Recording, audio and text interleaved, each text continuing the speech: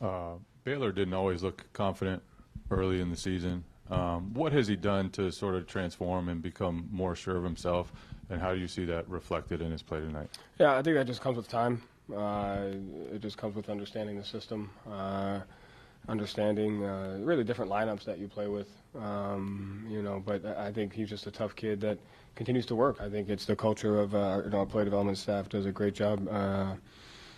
Craig and the guys do a great job just kind of creating an environment of learning, an environment of work ethic, regardless of what's going on, and keeping those guys ready. So Baylor's next on the list, along with the other guys, and he delivered tonight. So it's a credit to him, credit to the staff. How did his energy and his flurry of threes just kind of change things for you?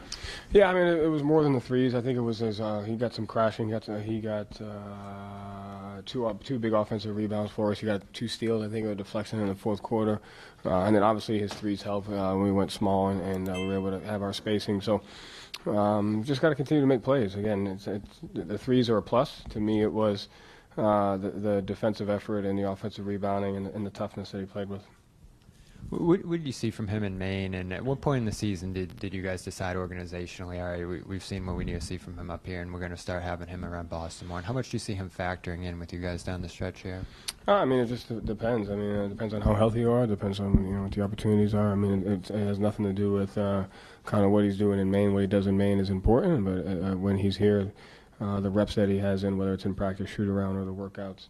But we've had guys in and out of the lineup, so we wanted to have, and these are the opportunities that you got to take advantage of, and he took advantage of them. And you talked a little bit about the combinations, the double big lineups, especially you've been able to see at this point in the year. What have you developed with those groups? And it seems like that's kind of become a staple for you guys, lineup-wise, the double bigs, the 4 centers all being involved for you guys. And how much has that grown as the year has gone on? Yeah, I mean, I think we went small and kind of changed the game tonight, so you got to be able to go with different things. Tonight it was our small lineup. They did a great job of playing with speed. The spacing or dribble drive, it opened up the floor a little bit. So all lineups are important, and just have to continue to work as many lineups as we can, as many identities as we can. So, the bigs have done a great job throughout the season, playing by themselves, playing together, versatility. Tonight, was our small lineup that, kind of put us over the top there, and then we were able to finish the game, with the stars. You mentioned the small lineup there. What led you to go to that at that point in the game? Was it just trying to get that spacing offensively for you guys at that point in the game? Yeah, I mean, it was just can we play a little bit faster when we open it up? I felt like they had the advantage in that particular game with their speed, and we're just looking for a way to combat that. So, the guys did a great job. Joe, you talked about the environment around a guy like Baylor. What do you see? Like, what do you see from the locker room to encourage a rookie? And it's tough in this situation. You get so many established guys, but here he is playing with a lot of confidence. Yeah, I mean, half the locker room was in the position that he's been in at some point. Derek was in that position, Sam was in that position, Peyton was in that position, Luke was in that position, Nemi's in that position. So, Jordan's in that position, X was in that position, he was younger. So the locker room is full, half of guys that have been in those situations before. So at the same time, there's a level of trust. I mean, whoever's out there, we have an expectation and a trust that they'll do what it takes to win. So that's just the reality. It's the expectation, it's the responsibility you have is to impact winning, whether it's 1 game, 10 games, practice. So I think the guys develop a level of trust with each other in that. Zach, Jack. I remember you saying before the season that you told Baylor just how difficult it is to be a young player on the Celtics with the kind of sporadic opportunities there. Just overall, from back then to now, how have you seen him just kind of handle that challenge and grow as a player from it? He's got high level of toughness to him. He's got a good basketball IQ, and to me, it's just the consistency and the patience. You can't get discouraged. You're not defined by 1 day, 2 days. It's really just a process, and the small moments that you have, you got to take advantage of. And and all those guys have taken advantage of in different moments. Tonight it was his night. He did a great job, and just got to continue to work.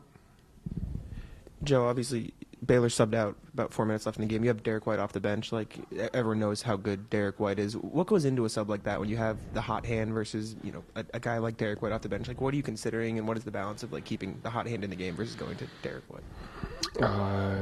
Baylor was a rookie, and Derek's our starting point guard.